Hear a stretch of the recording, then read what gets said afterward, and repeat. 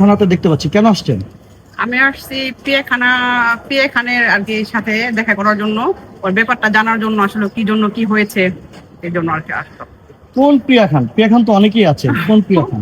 আসলে পিয়া খান আপনারা অবশ্যই চিনেন, এটা কোন পিয়া খান? ঠিক আছে, পিয়া খান তো অনেকেই আছে, কিন্তু এটা হলাম ইমরান খানের সাথে যে একটা ঝামেলা সৃষ্টি হয়েছে, যে পিয়া খান, সে পিয়া খানের কাছে আসছেন।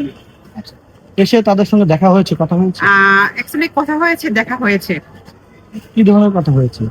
জিজ্ঞেস করলাম, এরকম এরকম অনেক কথাই বললাম আর কি, অনেক কিছু জিজ্ঞেস করলাম।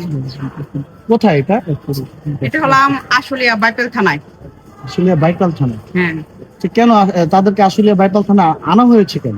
আসলে ওনারা যখন মাল সামানা নিয়ে বাসা ছেড়ে দিচ্ছিল, তখন ওনাদের উপর নাকি কেউ আটক করেছিল, ঠিক আছে, হামলা দিয়েছিল।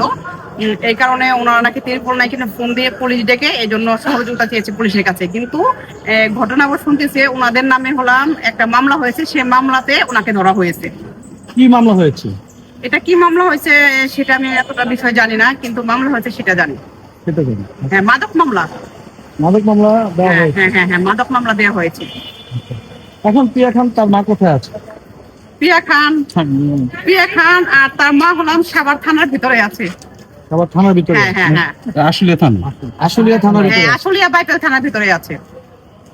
আশুলিয়া বাইপাল থানার মধ্যে যে আছে তাদের তাদের কি অবস্থা? বা না, আমি তো দেখতেছি একদম হাসি খুশি, খুবই মানে অবস্থায় তারা আছে, খুবই মানে আনন্দ নিয়ে কথা বলতেছে, উৎসাহ নিয়ে কথা বলতেছে।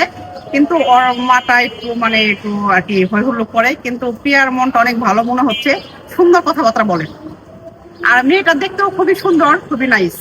নাইস। প্রিয়া খান এবং ইমরান ভিপির যে ঘটনাটা, হ্যাঁ, এটা আপনি কিভাবে দেখছেন? আসলে আমি চাচ্ছি যে ওরা মিশ্র হয়ে যাক, ঠিক আছে।